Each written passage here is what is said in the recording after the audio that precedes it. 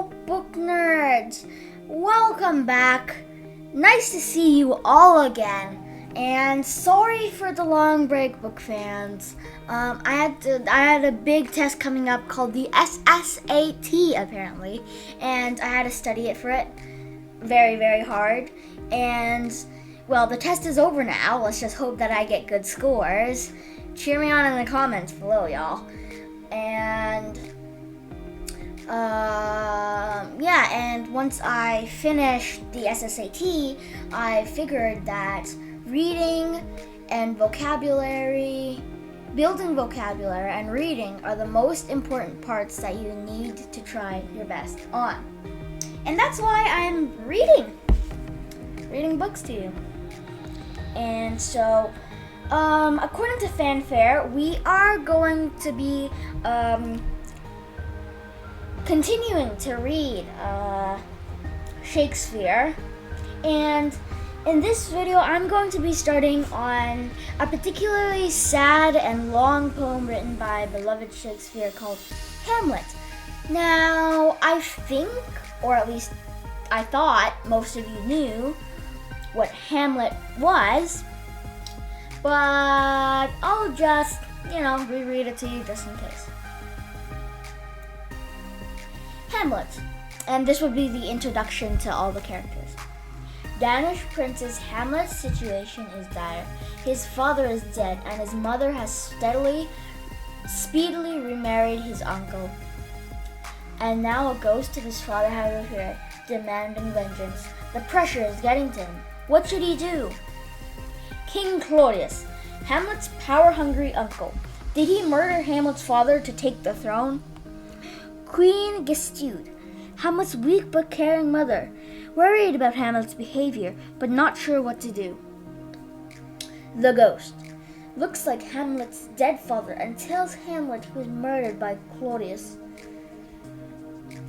But is a ghost a trustworthy witness? To be or not to be, that is the question. And that would be a famous quote from the poem. Hamlet, sensitive, thoughtful student, prone to melancholy, ponders the meaning of life and death. Paralyzed by intense feeling, he finds it difficult to act. And this is another famous quote through the story. Though this may be madness, yet there is method in it. And yes, Polyphemus, an advisor to the king, pompous, controlling the father of Ophelia and Latres. Ophelia, a delicate young woman constrained by all the men around her. In love with Hamlet, she's heartbroken when he appears to reject her. Latus, rash and eager to act, unlike Hamlet, away for most of the story, but returns when trouble strikes his family. Horatio, fellow student of Hamlet and his best and most loyal friend. Rational and reasonable, he's not sure he believes in ghosts. Recondance and Coinstein, childhood friends of Hamlet and appointed by Claudius to keep a close eye on him. And now we are moving into the first pages of Hamlet. I forgot to mention to you that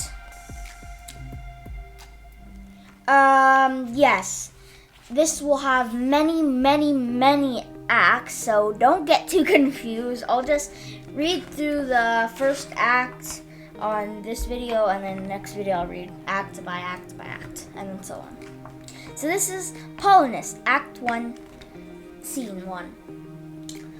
On the misty battlements of a castle, two guards peered into the darkness.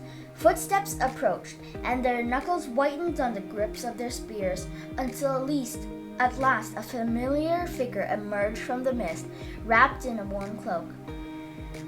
It was a young man named Horatio. Horatio greeted the guards. Marcellus, Barnando, I have come as you asked. Has the thing appeared again tonight? There's nothing stirring yet, replied Bernardo. I know you think we imagined it, Marcellus added, but now and the apparition comes again, you'll see for yourself. Hush, hush, it will not appear, Horatio said sensibly. Shh, look, here it comes, Marcellus hissed. Along the battlements, drifting out of the mist, came a ghost. It was dressed in armor with a crown on his head, a grizzled beard, and a grimy, frowning face. It looks like the dead king, Horatio, whispered Bernardo. Very, Horatio whispered back. Horatio breathed, harrowed with fear and wonder. The ghost stopped and turned to face them. Horatio found his voice and spoke up. What are you? In heaven's name, speak! While the ghost merely drifted on and was lost in the night. Bernardo turned onto Horatio, who was pale and trembling. See, it's not just our imagination. What do you think now? He urged. Horatio weighed his words for a moment.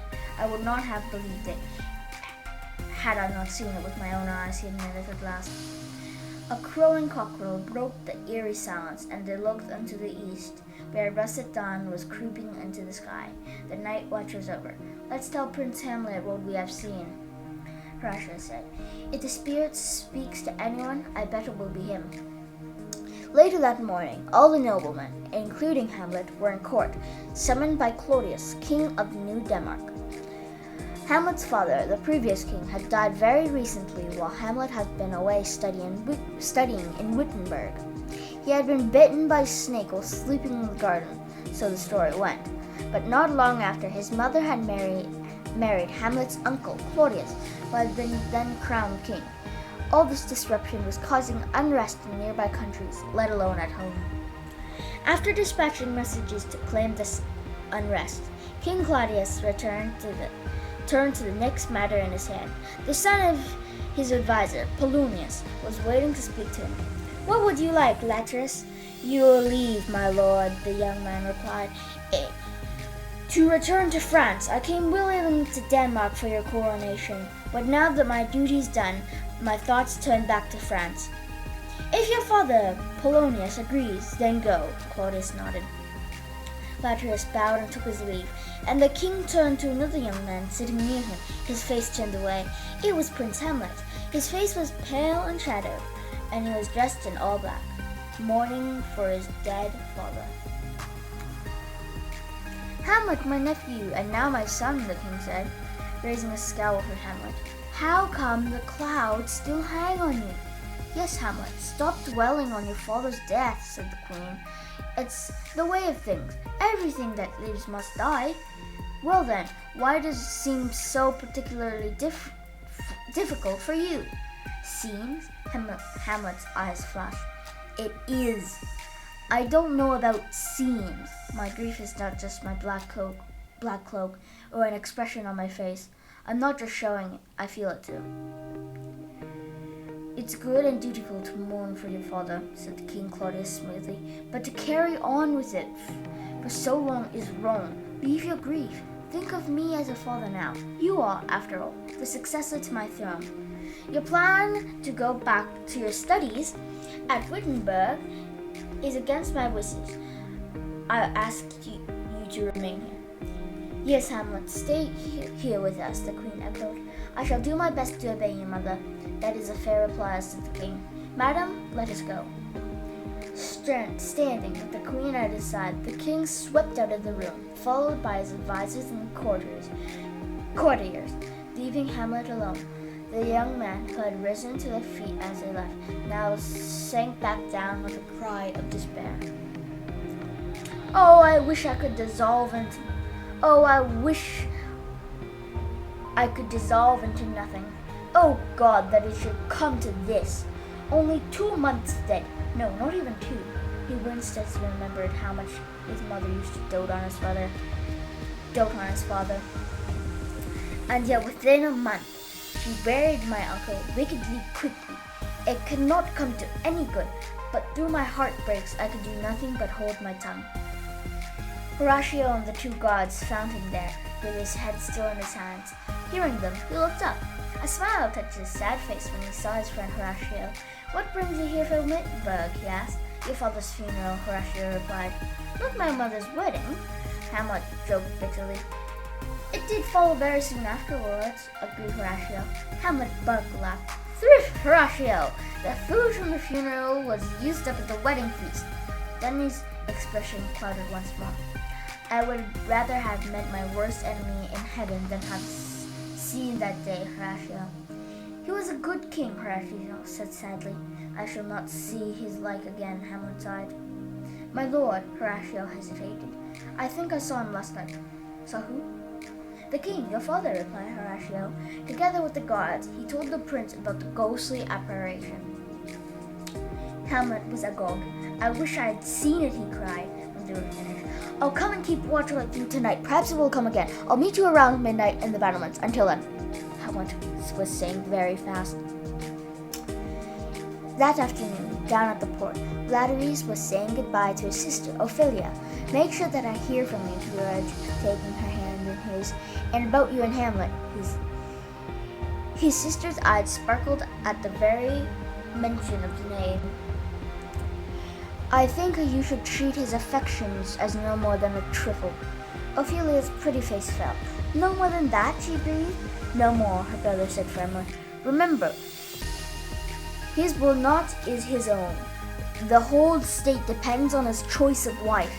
He would not be able to marry you despite his declarations of love. I will remember, Ophelia promised sadly. The father, Polonius, bustled him. Still here, Latteries.